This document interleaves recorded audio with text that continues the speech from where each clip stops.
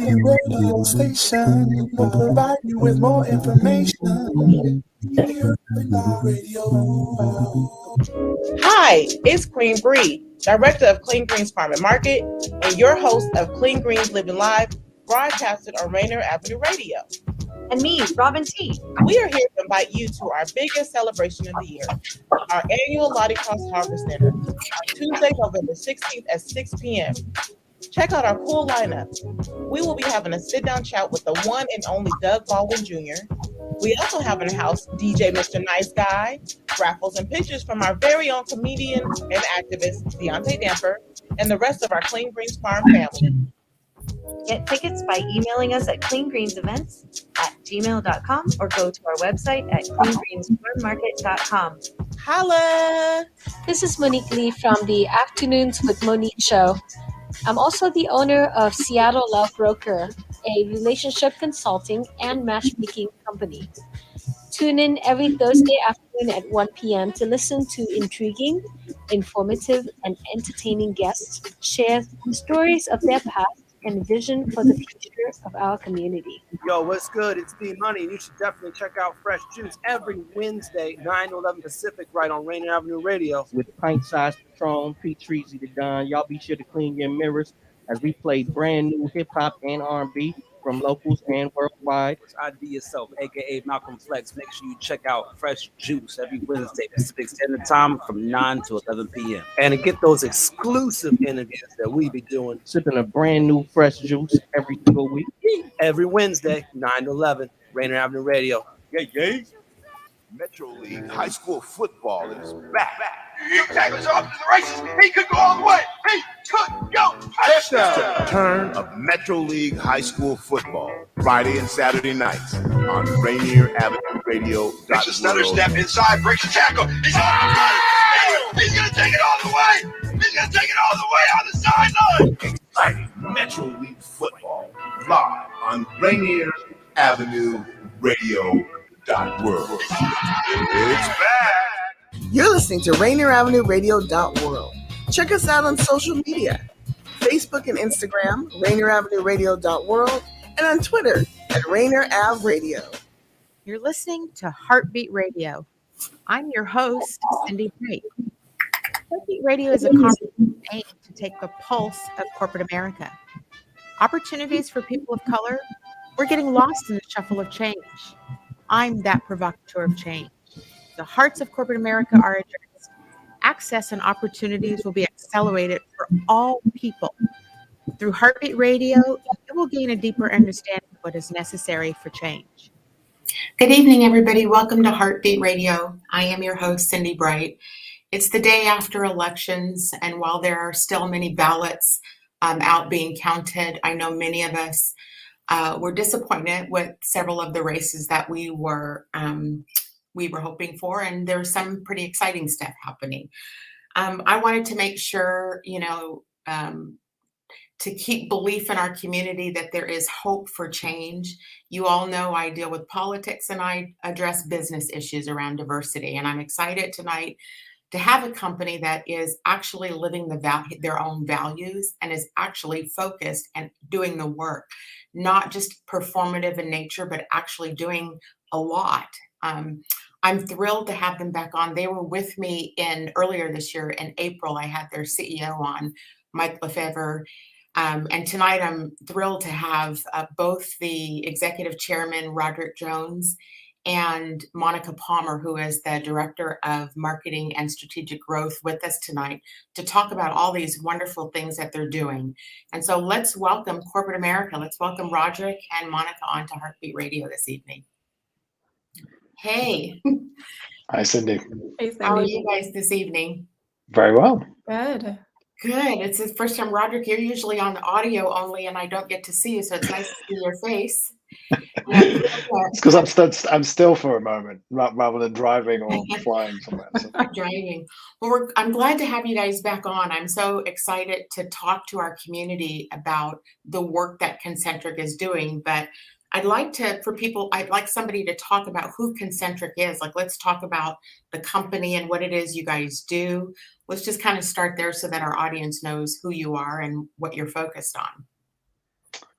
Sure. I mean, the company's a security company, and that definition in itself has changed, I think, quite a lot over the past 10 or 11 years I've been doing it.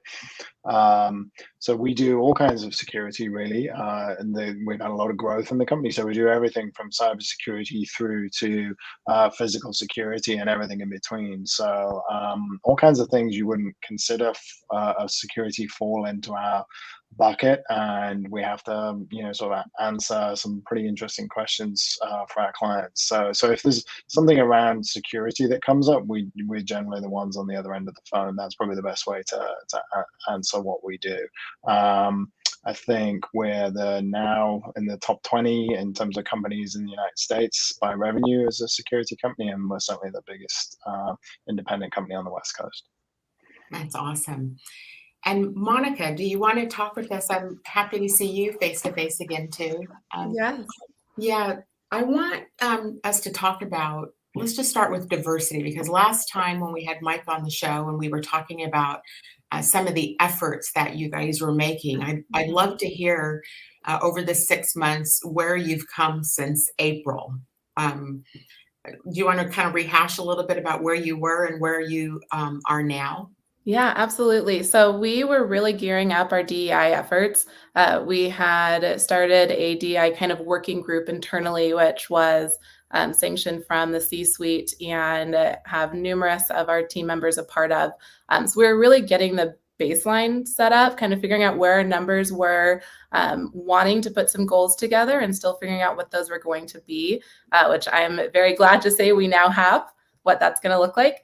But we have just really been working hard as we grow also as a company to make sure that we're increasing those numbers, and we're being really aware of where we were and where we want to get to. And what do those goals look like for you guys? What have you started off with? Like, are you okay sharing some of your baseline numbers and kind of like what you're thinking about doing goal-wise? Yeah, absolutely. So when you talked with our CEO, Mike, in April, we were at 17%, essentially non-Caucasian, non-white within our entire company. And right now we're at 25%. So we saw a nice little uptick there in just the last 7 months, which is really exciting for as large of a company as we are. One of the goals that we set for for 2023, we want to hit 35%. So an increase of 10% from where we are, which ideally seems reasonable since we had such a large uptick in the last 7 months. So we're going to get there, if not higher. Some of the other goals that we had set, I'm going to look down. We really want to start a internship program with HBCU.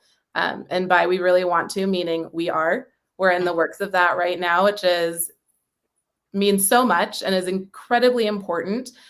They, of course, will be paid internships, which I think is a very key piece to add in there because a lot of internships are not paid, and that is an important thing.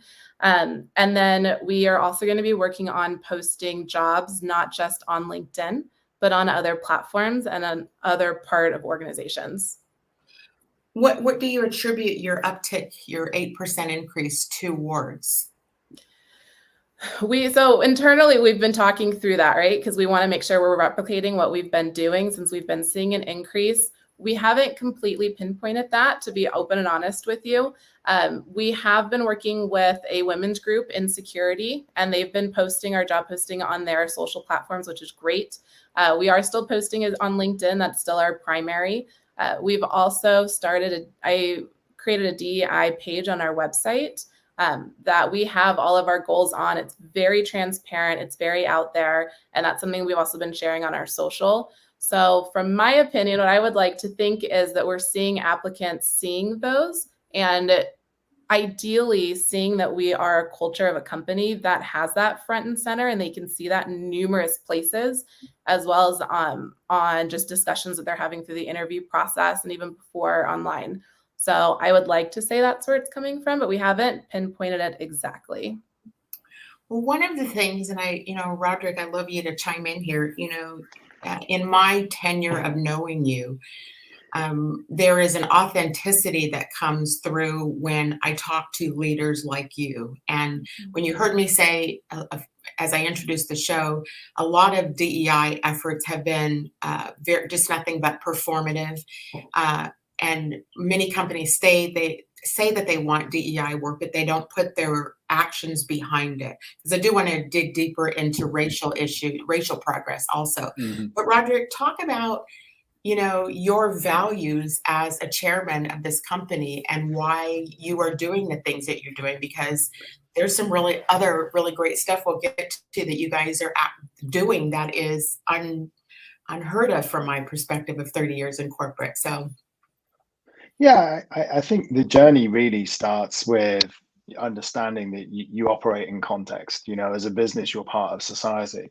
So if you're not moving in the same stream as society, you're going to have some real problems. And I think I was very fortunate to be surrounded by people, and particularly a member of our board who started to really look at social justice in America and point out that essentially world had changed under our feet to some degrees, and what are you doing about it? And so I thought about it a lot, and actually rang the longest serving employee in my company and said, hey, let's just convene a DEI working group. And just ask the question, what are we doing about it? And that was, a couple of years ago. And from that really small kernel, we started to just ask the questions, what are we doing? And that was before Black Lives Matter really exploded last year and the George Floyd killing. So we were kind of working towards that. When Mike Lefevre, our CEO, he's been with us just over 2 years. And when I interviewed him, it was one of the top 3 things I wanted to talk about it. So we work in a very privileged position in our industry. We work at the top end of it, and we sort of realized that in order to stay at that top, we wanted a much more diverse pool of people working for us. But also it was more than that. It's the inspiration comes from essentially we're part of society, and you have to do things. You can't just sort of be performative about it. You have to take actions. So really the questions were quite hard for us in some ways. It's like, what actions do you want to take rather than just have something on the website, and how does that translate into the company? So I'd say the journey for us has been relatively recent. It's been a couple of years. We started a year before the big, I would say, cultural change in America last year with things that happened during the pandemic and with social justice. But we're on that track. But I think we've sort of accelerated it as much as we can. So it's not an easy industry to do it in. Security has all kinds of different connotations. We hire all kinds of different people. We do very well hiring from the military, but we also hire from police departments as well. So we're very mindful about how we do this work. And but I think it's even more important that we do it well because of the people that we work with and the people that we hire as well, and the clients that we work for. So I think it's interesting. And the one final thing I'll say is that also in terms of owning it yourself and doing it yourself, I think I was thinking about this before doing this tonight. Sometimes when you have clients that say they're doing lots of things, and we're a small, medium-sized company, really. We're not large. We're not a company. When you work for the companies that say they're doing those things, you think that's okay. So you think you don't have to do anything because we're kind of part of a supply chain of people doing good stuff. But I think over the past couple of years, we've realized that we actually need to do it ourselves. And even as a small company, we get to push the agenda, and we get actually to be leaders and drag those bigger companies along with us. So I think we're changing. I think that's an important point, that we're kind of changing that dynamic a little bit. We can be leaders as a smaller company. Yeah, I think that's right. And what was going on inside of me when you were talking about that is because I come out of the bigger companies, traditionally what they do is they write checks to .orgs for tax write-offs, and are able to claim that they are supporting brown and black organizations. But you guys have taken a different approach with that. So you've actually put your hands on the actual work that needs to be done. And it's touched on political stuff, which most companies won't touch with a 10-foot pole. But you guys got very active during some recent issues around brown people's lives. Do you want to talk about some of that hands-on work? I mean, the Afghanistan stuff was. I'll talk about it a little bit. I mean, and it goes to the point of, we have this security company. It's a sort of quite an elite institution. We have lots of incredible capability, and so when you have that, you can use it in all kinds of different ways. We generally use it to make money. We're a company, we're a business, but we chose to try and help Afghan citizens who were stuck on the wrong side of the fence, as it were, when Kabul fell, and we were able to privately evacuate a number of Afghan citizens who wouldn't otherwise have been able to get out of Afghanistan during the emergency. It was a very intense period. It was high risk work, and I think everyone in the company is very, very proud of what we did. When I was talking to Monica about it yesterday, I said, and I wanted to be clear on this, that's what we do. I mean, so while I'm incredibly proud of that, it's probably one of the best things we've ever done. It's also what we do. I mean, that when we're talking about racial justice and social justice issues, that's not so easy for us. It's like that's a new thing for us. We're more challenged in that space, so that's actually harder in many ways. And I'd rather us be able to, kind of have achievements in that area just as much as doing the really cool stuff of evacuating people from Afghanistan. So while that was great, and we can continue to really want to provide our security services philanthropically when it comes up and when it's appropriate for us to do so. I also think that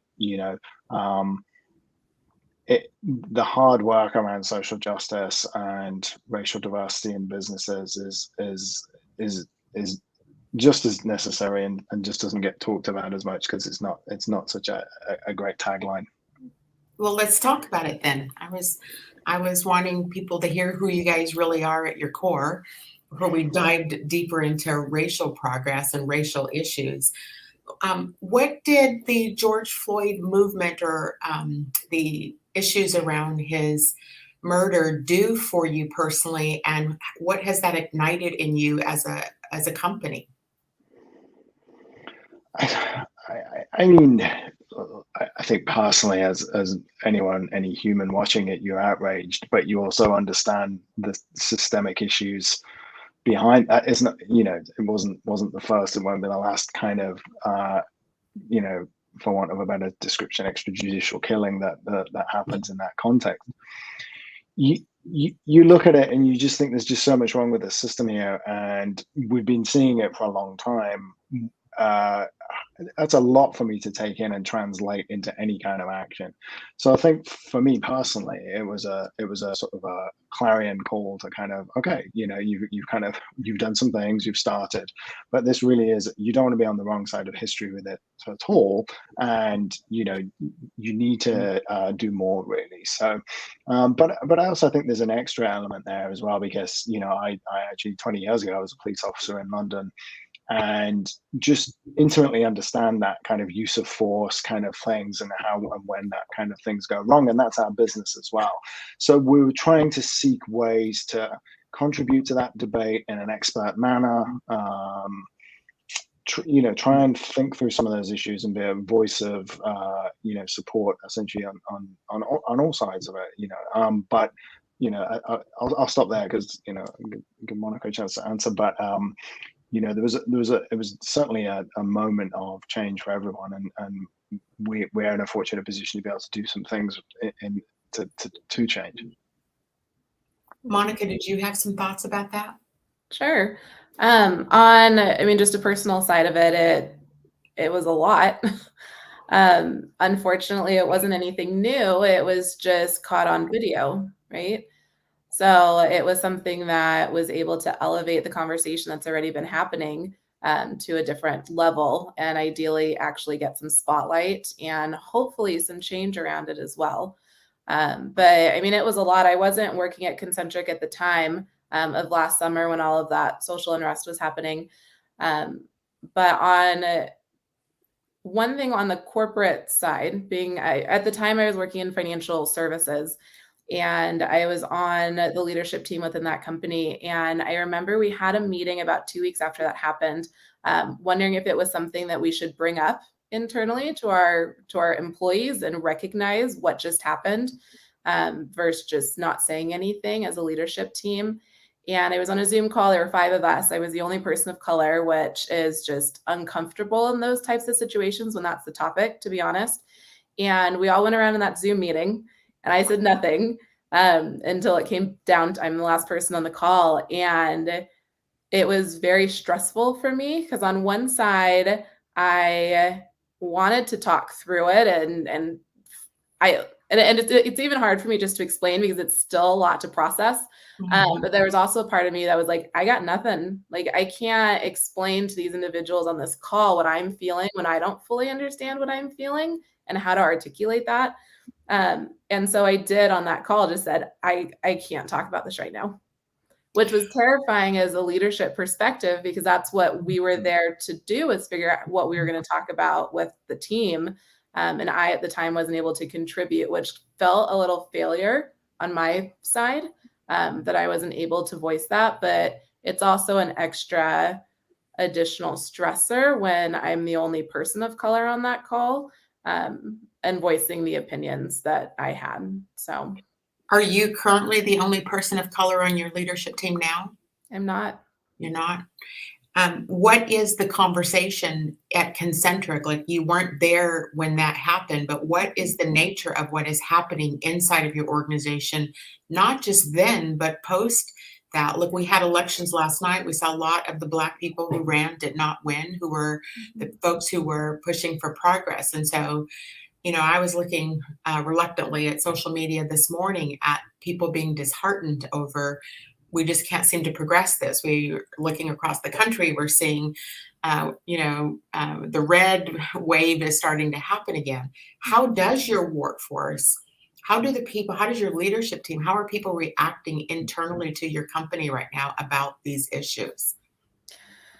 On any issues direct, I mean, like, I haven't been in any calls where anybody's been talking about the elections or anything like that. I would say holistically, there is conversation, dialogue around it, just with wanting to be diverse as a workforce in general. I'm hearing it on the leadership team. And I also hear it from our team members. And like a lot of companies, we've had what I think we're calling like the great reshuffle. We've had quite a few new team members of recent months, and it's been high priority for them as well. We've had an incredible amount of our new hires are now a part of our DEI working group, which is so much fun. So it's even more new ideas, what they've seen, what they want us to do. So that's really exciting, that we are bringing in team members that have that top of mind. And on the leadership side team, I mean, it's hard because I always feel like I can just talk and talk and talk, and people are like, oh yeah, no, I'm sure. I'm sure everybody's talking about it. I'm sure it's great. You guys are doing things. But we actually really are. I don't think you can really, it can be clearer than even just watching Roderick as he's talking and listening to him and the passion that he has. That's everybody. And it's really great, which is how we're able to make these changes and start bringing on interns that are paid and working to do what we can to help the security industry as well as our own company in these efforts. Mm-hmm. I think the culture of the company is critical, and we recognize America's political culture is incredibly divisive right now, and we have people from both sides of the political spectrum work in our company, and it should be safe for everybody to work in our company. So we're very respectful of that. But I think once you create a culture where there is a trust environment, which I think we all appreciate very much, having worked quite hard for it, that you can start to progress things and have conversations across the aisle, as it were. But it'll be interesting. I think it's you mentioned the political results last night. They're emerging. I think this is just a kind of, I think our challenge as a business is going to be 2023 and the next cycle of presidential activity, because I think like a lot of people in America, and certainly our company is no different in that sense. The fact that the political temperature came way down after January's insurrection was a sort of welcome relief in some ways. And I think, that temperature being dialed down and people actually being able to build bonds a little more and go back to work, as it were, I think hopefully that holds us in good stead, because I think 2023 is going to be another serious fissure in the American psyche. And that has been a topic of conversation between me and a couple of the senior leaders, like, okay, we know this is coming. How's that going to work? And I wonder actually if that is a topic across other corporations in America. Yeah, I was going to we all ask know you. what's coming down the pipeline. Yeah, I was going to ask if what you knew about your peers and other companies, and actually, it's going to start ticking up in January, right? So that's when all of the people who are running are going to start declaring their candidacy, and so that thickness of that will go through May, because May is filing deadlines, and then next year will be very intense for every organization and all employees, and particularly Black employees. And so, it's going to be something. I feel like I almost can't even put into words what are the things we need to start to be thinking about to how we're going to navigate this. What are your Black employees? What are they saying or conveying to you about how they're doing right now, and what their anticipation is coming up here? I mean, I'm not entirely sure. I mean, I'm not sure it's on everyone's radar as much as it kind of is mine in some ways, just because it's fundamentally we're a risk management company, and you just see that we operate in that space, and so we're trying to think about it on behalf of clients, as behalf of ourselves, and then on behalf of employees. I don't know. I mean, I think as we get closer to it, having a plan, our CEO is excellent at kind of communicating kind of a safe space for employees, and it's part of America to be vociferous about politics, and that's okay, but maybe here are some of the lines we shouldn't cross. So we don't want to be a company on the other side as well that doesn't have political debate and doesn't talk about that, because it is an important part of being a democracy and being American to have those debates. I don't know. I don't want to speak for Black employees or people of color in the company, but I would wonder what anyone is thinking about that emergence of the next crisis, as it were. I agree with that. Monica, did you have some views about that? Not really. I'm still kind of exhausted from what we just went through. Quite frankly, it's nothing new and it's not going to go away, but I'm still processing. So no, I honestly, it's just not even something that I want to think about, but I fully understand that it's something that's really important, that I probably should start processing. And probably, I'm sure Lindsay is listening to this too, but human resources has got to be the worst function right now, dealing with so many employee issues and things that are going on. I do pick up and talk to different people out of different companies, with some of the things that they're dealing with is pretty incredible. Particularly the bigger companies, the burden and the weight and the mental health of what is happening to Black America and Black employees right now. So it is going to be an interesting next year, and I don't even know if I have advice on how to deal with any of what's coming down the pipe. I do want to talk about also, I want to go back into your goals before we take a quick station ID. Because I want to talk about how your organization views, you set a goal of 35% that you wanted to meet in a diverse workforce. And there's controversy over when organizations that is viewed as a quota. What do you think about that? And how are people responding to a goal of that magnitude of 35% from 25%, so a 10% increase? So I don't know if you want to take that, Roderick. No, you go. Okay. So our original goal was actually, when we launched this a few months ago, I want to say it was 25%. I want to say it was 20 or 25% after what we had seen from our April numbers. So we hit it a lot sooner, and we were like, okay, well, let's up that number because we've already hit that essentially. I don't have a pulse, and I haven't heard any comments on people saying, oh, well, you're just going to hit a quota. Are you not going to recruit to certain places? Or if you've got 2 applicants, are you going to go for the person of color, even if they're less qualified? Like, I haven't heard anything like that. And I hope that's because our team knows that that's not where we're coming from and putting out a statistic. It's more of a goal. And it's a goal that we want to reach by implementing programs and doing better outreach. And I say better because, and I truly do mean better. Just advertising our jobs on LinkedIn, for example, that has algorithms that hinder the Black and Brown community. Correct. There's a lot of work to be done there. So hopefully our team sees us wanting to branch out there. I'm going to pick back up. We're going to take a quick station identification, and I'm going to pick back up on that about the social media piece to it that you're talking about. And then I want to talk more about a perspective about goals. So let's just take a quick ID, and then we'll be back in a couple minutes. That up in Saks, I favor Black businesses. Assuming I'm rooting for everybody that's Black. Yeah. Yeah. Assuming I'm rooting for everybody that's Black. Yo. This is Paul Pearson, host of Star Time. And when I'm not stopping a Mercer Island street brawl, I'm listening to Rainier Avenue Radio.world.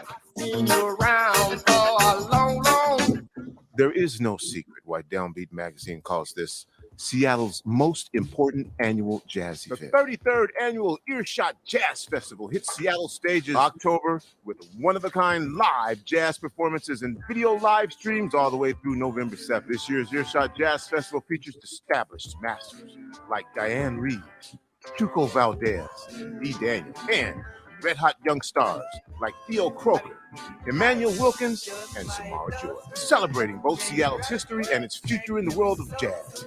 Earshot teams up with community partners like Langston, the Royal Room, and Rainier Avenue Radio to showcase Seattle's own resident artists. Tickets and more information are available online at earshot.org. That's earshot.org. Once again, Seattle's most important annual jazz event. Earshot Jazz Festival, hitting stages early October all the way through November 7th.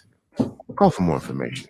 Tune in to Real Estate and Money every Tuesday afternoon from 2:30 to 3 here on Rainier Avenue Radio.world. Join your hosts Violetta Strash with John L. Scott Kent North and Tina Lombard with Guaranteed Rate Affinity.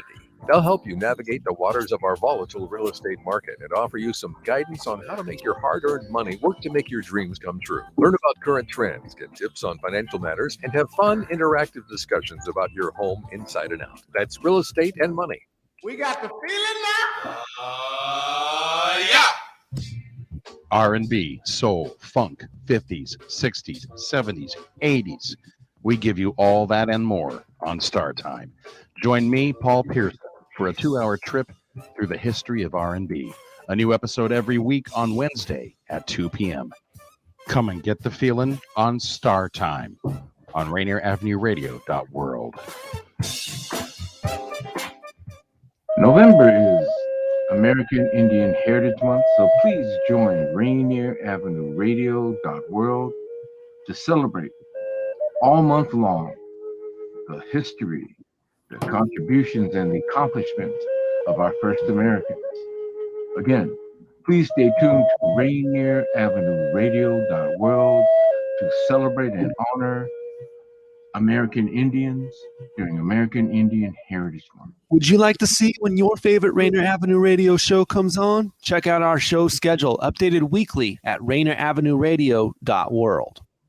That up in Saks, I favor Black businesses. Assuming I'm rooting for everybody that's Black. Yeah. Yeah. Assuming I'm rooting for everybody that's Black. Yo. Welcome back to Heartbeat Radio. I'm the host, Cindi Bright. This evening, we have Concentric on with us today.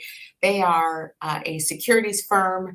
We have their executive chairman, Roderick Jones, and their director of marketing and strategic growth, Monica Palmer, on with us. I want to pick back up what, Monica, you touched on right before the break, which is around, one of the things, and by the way, let me just give a shout out to you guys, because one of the things that your company has done has been grossly supportive of me personally. So let me just thank you on air for your support, both for my business and for this book. And for this book behind me here, because this company actually bought books for their executive team, for all of their executive team to read. And so thank you so much for your support. You guys are just so awesome to stand behind Black businesses. That's an important thing too. But one of the things I talk about in my book, I mention about how the Wells Fargo CEO, made the public statement about they can't find Black talent, and there was such a huge backlash on it. And then Monica, you brought up about LinkedIn and trying to source for people. And my perspective about LinkedIn is watching. There's a lot of silencing of Black voices on there, people speaking and talking. I see a lot of controversy on there. And then the algorithms are prohibiting brown and Black people from finding you. Is that what you were going at when you were talking? Yes. Yeah. Can you talk more about that? Yeah. I mean, unfortunately, we live in a world of social media, and they have algorithms truly for everything. So when you post a job that's got a certain pay or a certain education, it can tell it can tell who can see certain jobs when it goes through of jobs we recommend for you, that little box that you'll constantly see on your LinkedIn. And it won't show that for certain individuals that are typically Black and brown. I certainly don't know the inner workings of the algorithm, but I very much so know that it is there and it's hindering. And one piece to add to that as well, Cindi, of what you just said, that is an argument that I've heard a lot of as well, is we would love to hire people that are people of color. However, they're not qualified, which is crap. I have a lot stronger words to say for that, but I don't know what I'm allowed to say on this platform. But it's crap. And that's another additional reason why we want to start this paid internship that we're doing with HBCU, is to start sooner, to be able to have those internships for college students, to have them in the industry, and not just have them in the industry, but for them to get contacts with us, to be able to network, to be able to get connections. It is so hard out there to find jobs that are high, good paying jobs without connections. Unfortunately, that's truly just how it is. And so that is another reason why we are moving forward the way that we are, is to better not just Concentric as a whole of being able to get in front of those individuals, but also benefit those individuals of getting them in our network. And when I say internships, it's not just going to be in the security industry. I've raised my hand for an intern. Let's bring somebody on for marketing to give them that experience. HR has raised a hand. Finance has raised a hand. So actually, I don't think any department has not raised a hand for this internship program that we're creating. So yeah, those would be my highlights on that topic, but it's a really important one for people to realize. It is, because I didn't know that till you just said that about how the algorithm worked with brown and Black people not being able to see the jobs. One of the biggest pieces of feedback I hear from people, and so I'm so glad you're talking about your internships, is because of relationships and because white networks tend to only network with white people, brown and Black people have been left behind and don't know how to act, can't get in. And so people are trying to get to decision makers. I know I'm constantly making introductions for people, or trying to connect them to the right decision makers, because the algorithms are not letting them through the system. And so how do people get to you? Like you guys have you guys pay really well. Like, are you transparent about your pay? You have so many good job opportunities there. How do people get to you? And how do they find out about, let's put their website up, Daniel, and so they know how to find the careers on your website too. We have a careers page. If you go to concentric.io/career, it's career or careers. Don't know that off my head. But yeah, go to that, and it's going to have all of our job listings. And I'm very confident in saying we have more than 10 posted right now, if not like 15 or 20. So please go to that. And I monitor our contact forms on our website as well. And I get quite a few contact forms of people asking about internships, asking about job positions, or if we have anything opening because they don't see something currently that they're interested in. So I will put a plug out there as we're working on this internship program as well. If anybody has other ideas, please share with us of where we should be looking at to be able to get these individuals into internships or into job positions. Go to any page on our, oh, not quite. If you go to concentric.io, it's the wrong website, Daniel. Our domain. Concentrics, yeah. Yeah, but if you go to any contact form on our website, fill that out. It goes directly to me, and I will be happy to send that directly to HR and be able to help you out there, hopefully. Let me ask this question too, because this probably is for, well, I'll let either of you answer the question. So, there's an argument that, brown and Black people can get into, the entry-level jobs. And so, again, if you guys have read my book, I call for where equity is given in companies is where wealth starts to get generated. And so when you think about, Black communities, there's, for all of us, you can't get wealthy on a paycheck. And if you don't have something else besides a paycheck, you're one check away from poverty. That's most people's lives. And so I have a push for, escalating brown and Black people up the chain. And how are you going to go at and get at more leadership, middle management, and up sort of people into those influential roles where they have earning power and influence? Do you want to take that one, Roderick? Sure. Yeah. I mean, I, you're absolutely right. And, I'm a great believer in, economic, not believer, but, certainly believe economic change is required if you really want to empower people. That, that's how you do it. My favorite phrase, I have a friend in the city. He's an African American guy. He was in a political position in the city of San Francisco some years ago, and everyone kept asking him to run for office. And when I asked him myself, he said, "My new answer is I'm running for billionaire, because that's how you actually make change."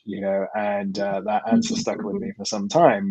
It's like, and he's one of the he's a fantastic entrepreneur and tries to run those kinds of networks in the city here and fund all kinds of different businesses and make connections. And your point about networking connections would not be lost on him at all. He's excellent at it. But how we do that? I mean, how we thought about it, and actually the genesis of this internship was around the fact that the security industry, whether you're talking about actually digital cybersecurity through to physical security and everything in between, as I mentioned. I mean, at the top end of the industry, it's very white, male-dominated industry still, and there's some serious money made in those jobs, and they're not very dangerous on the physical side. And on the digital side, they tend to be higher risk because cybersecurity and things like that, but there's not a lot of diversity in those spaces. So how do you get people into those? And that was where we started asking the question, well, how do you get people into those? And just to sort of be slightly circular, going back to the beginning and giving people opportunities to network with us. Okay, so the internship is one program, and I appreciate that's at a lower level and doesn't answer your question as much, but we try and be open networking opportunities for us as well, so that we can make introductions. And I think it is that mindfulness about networking that really is the biggest impact we can offer.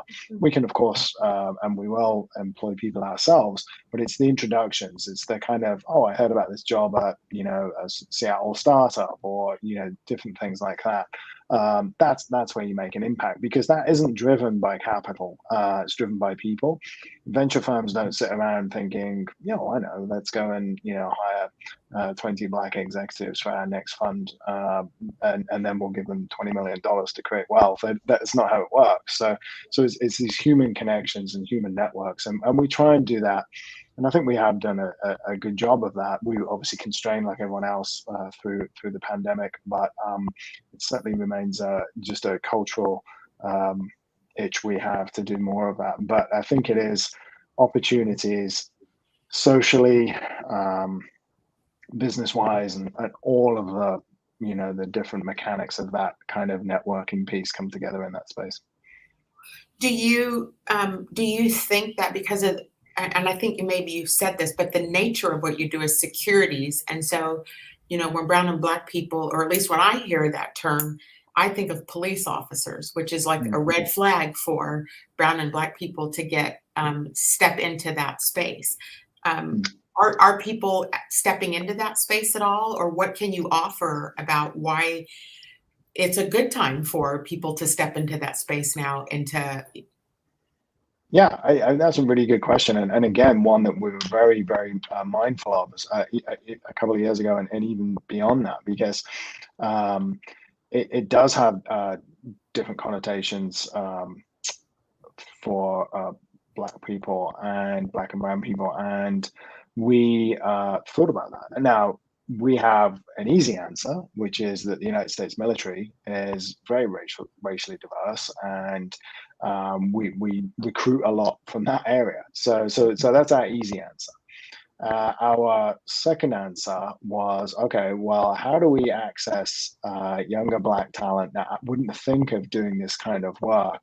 And how do we do that? And so that really throws us back into that thinking about colleges and universities and career fairs and things like that, because you don't necessarily need to have been a police officer to work in security. You can, the actual, when we were trying to break down the skill sets around kind of discipline, attention to details, and things like, college athletes kind of like spring into that space pretty well, so we've looked at that. Could we run our own training courses and things like that?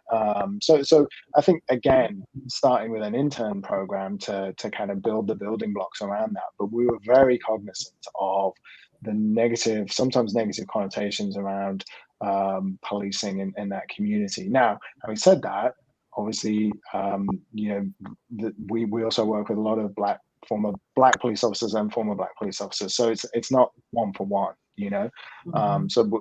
but we are mindful of it. Do you do any social justice work in the space of police accountability or police reform, and I guess as I'm thinking about ways that you would incentivize people to want to be a part of it, is to see companies that are helping to address it. And so do you talk about that, or are you guys active in that space at all, or is that too controversial for your firm? I don't think it's too controversial for us. I think it's something I'm personally interested in. I think you have to think about what the approach would be. I mean, I think actually,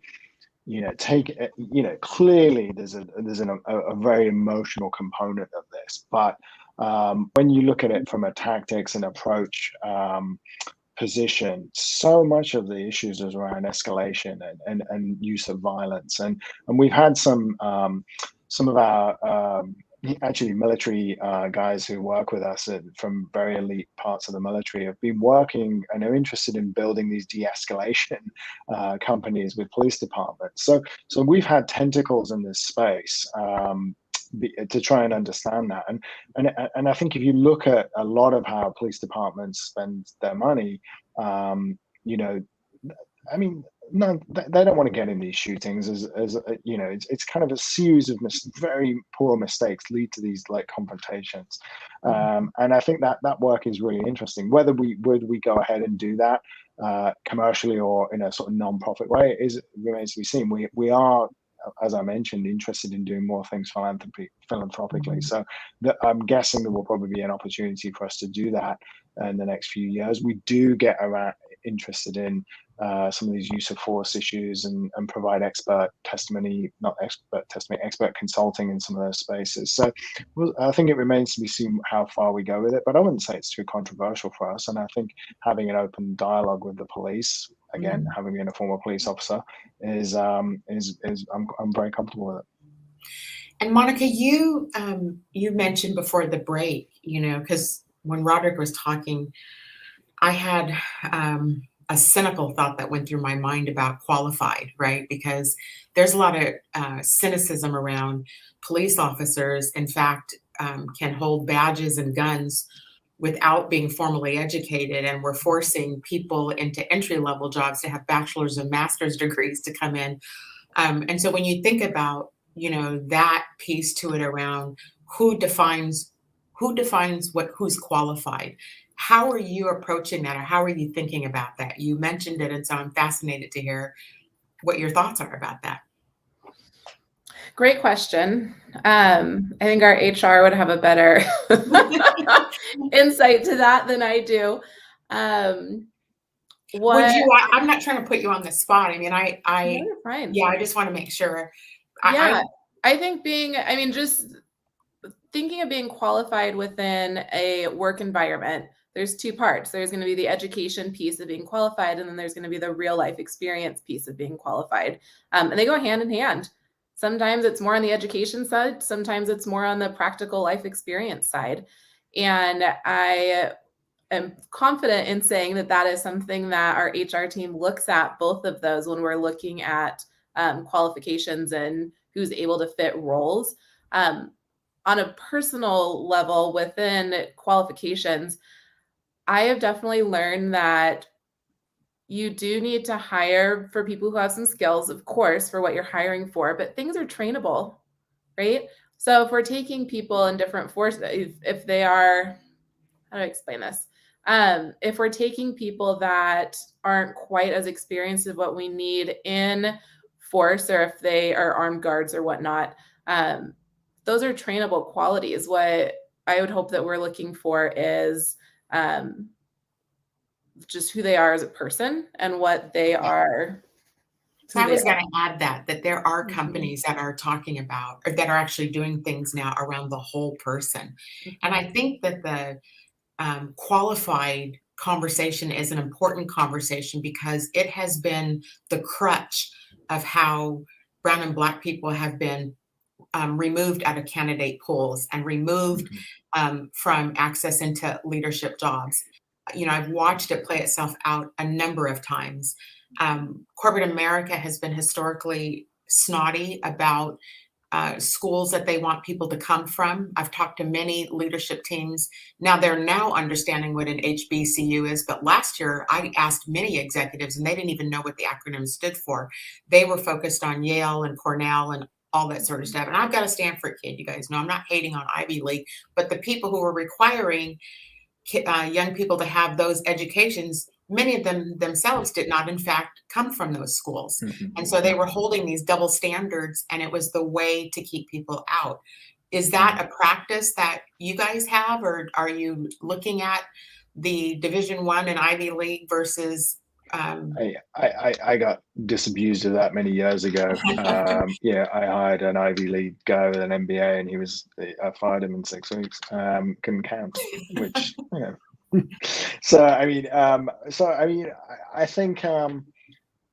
I think the journey there is, again, as we've been saying, you don't operate as a business without context of the culture around you, and we are going through this incredible change in hiring right now, and it's like a sort of hiring boom. We can't hire enough people, and that's, most business owners you talk to, it's the same issue. There's lots of understaffed businesses right now because people can't hire, and it's actually forcing a fundamental change, and people are looking at, okay, what qualities do we want rather than what pieces of paper do we want?